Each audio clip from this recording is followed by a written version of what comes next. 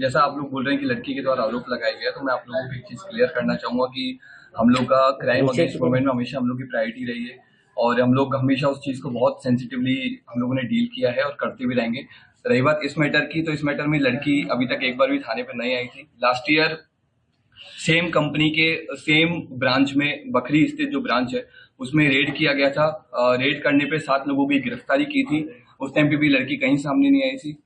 Secondly जो यौन शोषण की बात की जा रही है, तो इसमें अभी तक जो पूछताछ और अभी तक की जो इंक्वायरी में एक चीज सामने आई है कि इस लड़की का एक जो अभियुक्त इसने इस केस में बनाया है, उसके साथ में वो रिलेशन में थी और वो लड़की इस लड़के से शादी करना चाहती थी।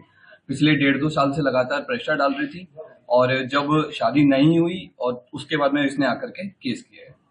रजिस्टर्ड है डीबीआर। इसका नेटवर्किंग कहाँ? झारखंड, बंगाल और ये सिर्फ बिहार में नहीं है। ये कंपनी बाकी स्टेट्स में भी है, पंजाब तक और साउथ में भी इस कंपनी की कई सारी ब्रांचेस हैं और कई बार डायरेक्ट सेलिंग में खुद से करती है या फिर कई बार अपनी फ्रेंचाइज भी दे देती है। जैसे कई सारी डायरेक्ट सेलिंग कंपनीज हैं जो इंडिया में ऑपरेट करती हैं, उन्हीं में से एक कंपनी। ट्रेनिंग में फ्रॉड को तो इसमें जैसा भी मैंने आपको बताया कि डायरेक्ट सेलिंग की जो जनरल कंपनियां रहती हैं, तो वो सब लोगों जो बेरोजगार बच्चे लड़के रहते हैं उनको ला करके और उनसे उनको सैलरी देती हैं, पैसा देती है और उनसे अपने प्रोडक्ट को बेचने के लिए उनको मोटिवेट करती है। और अगर नहीं करते हैं तो उनको एक टारगेट वगैरह भी दिया जाता है कि तुम्हें 50 लड़कों को ज्वाइन करवाना है, 50 लड़कियों को ज्वाइन करवाना है।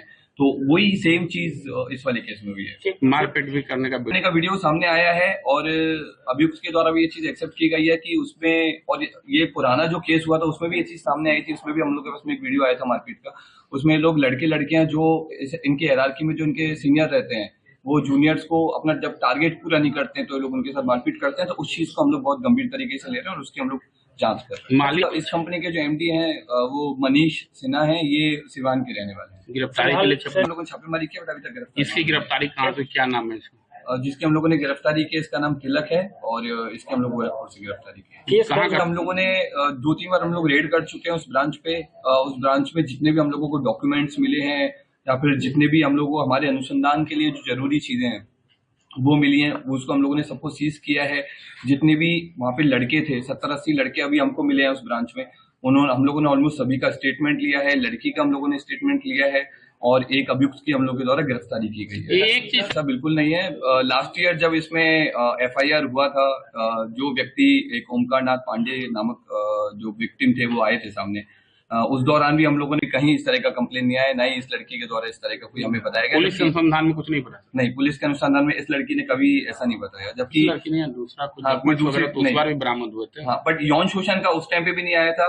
और मैं आपको एक और चीज बताना चाहूंगा कि सेम चीज हम लोगों ने सदर थाने में भी लास्ट ईयर एक दूसरी कंपनी जो इसी तरह से डायरेक्ट सेलिंग के बिजनेस में लगी हुई है, उस पर भी हम लोगों ने 2-3 बार रेड किया है और एफआईआर की है, क्योंकि उस टाइम पे भी लड़कियां आई थी सामने, बट कहीं यौन शोषण का बात नहीं आया। तो जो ये चीज बात उठ रही है शिथिलता वाली, तो मैं आपको ये चीज बहुत कॉन्फिडेंस के साथ बोलना चाहूंगा कि हम लोग लगातार इस तरह के मैटर्स पे बहुत सीरियसली लेकर के कार्रवाई करते रहे हैं। एसआईटी का गठन किया गया है एसडीपीओ टाउन 2 के नेतृत्व। यौन शोषण का सर आरोप लगा बेबुनियाद है। अभी तक की इन्वेस्टिगेशन है, बाकी इन्वेस्टिगेशन जारी है। जांच चल उस बिंदु पर भी तो जांच की। बिल्कुल, उसमें जांच सिर्फ लड़कियां नहीं है, लड़के भी हैं। और ये कहना मुश्किल है नंबर का, क्योंकि इसमें लाखों की संख्या में लड़के लोग हैं, लड़कियां लोग हैं जो पूरे इंडिया में इन लोगों के कॉल सेंटर चलते हैं, फिर अलग अलग ब्रांचेस हैं जहाँ पे बैठ करके वो कस्टमर्स को फोन करते हैं और अपने प्रोडक्ट्स को बेचते हैं। दूसरे